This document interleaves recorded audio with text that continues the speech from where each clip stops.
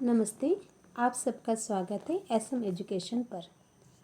बच्चों, आज हम पढ़ेंगे रस, कक्षा 10वीं के रस, जो व्याकरण का एक पाठ है।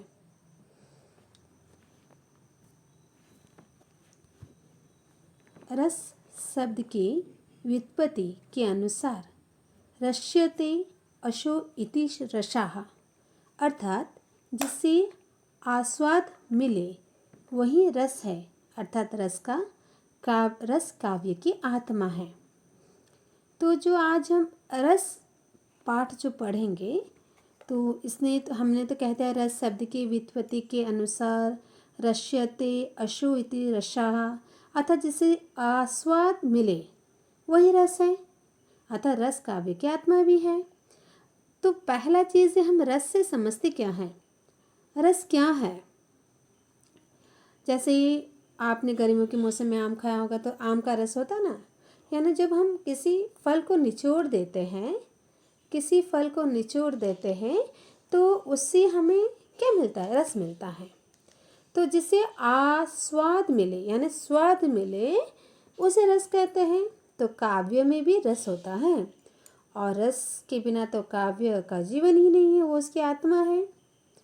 तो कहने का मतलब है रस काव्य में स्वाद, सुंदरता, मधुरता लाती है।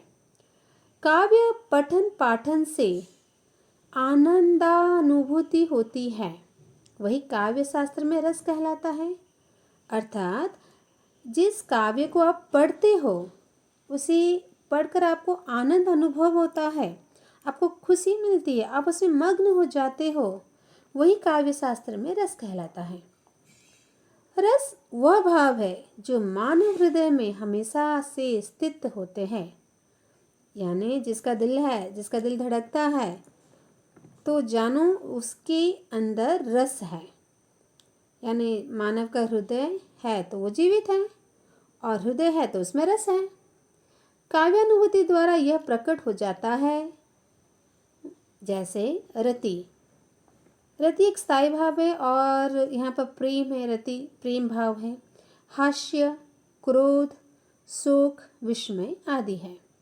अर्थात हम विभाव, अनुभाव, व्यभिचारी भाव के संयोग से रस की निष्पत्ति होती है, और इस आधार पर रस निष्पत्ति के निम्न तत्व है।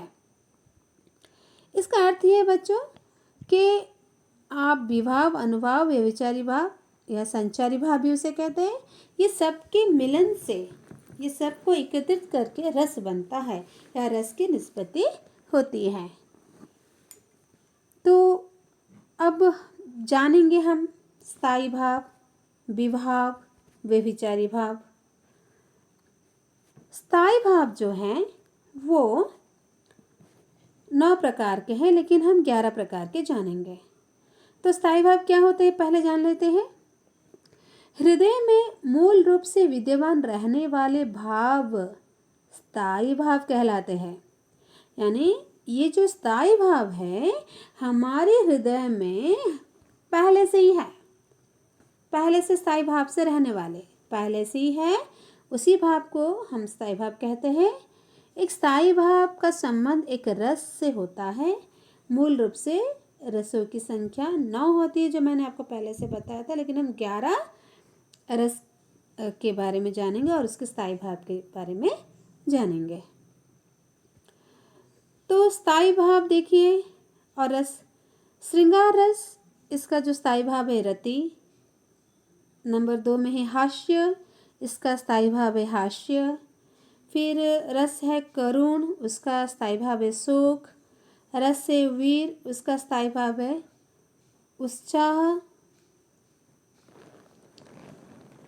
फिर रौद्र, उसका स्थायी भाव है क्रोध।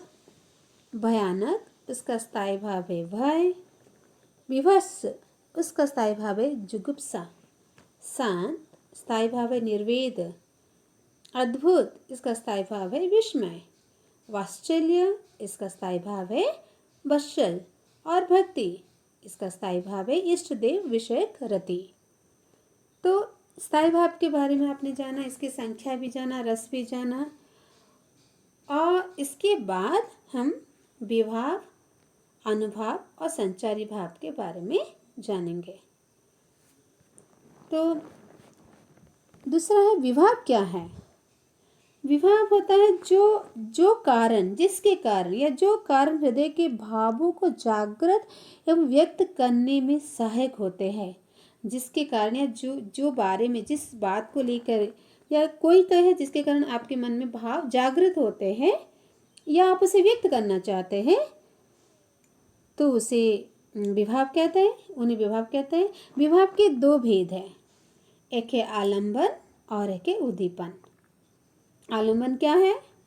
जिस व्यक्ति या वस्तु के कारण स्थायी भाव जागृत होता है, जैसे नायक नायिका, प्रकृति आदि, या किसी बच्चे को देख के आपको प्यार उमड़ आता है, तो वो बच्चा जो आपने देखा उसको देखकर आपके मन में ये कुछ स्थायी भाव जागृत हुआ। जैसे कि आपको उसके प्रति वात्सल्य आ गया, जैसे वात्सल्य का वत्सल है, आपका रस वात्सल्य भाव आपके मन में आ गया एक बच्चे को देखकर। तो जिस वस्तु या व्यक्ति को देखकर हमारे मन में कुछ स्थायी भाव जागृत होते हैं उसे हम आलंबन कहते हैं। और उद्दीपन किसे कहते हैं? स्थायी भाव को तीव्र करने के कारण उद्दीपन होते हैं, जैसे नायिका का रूप, सौंदर्य आदि।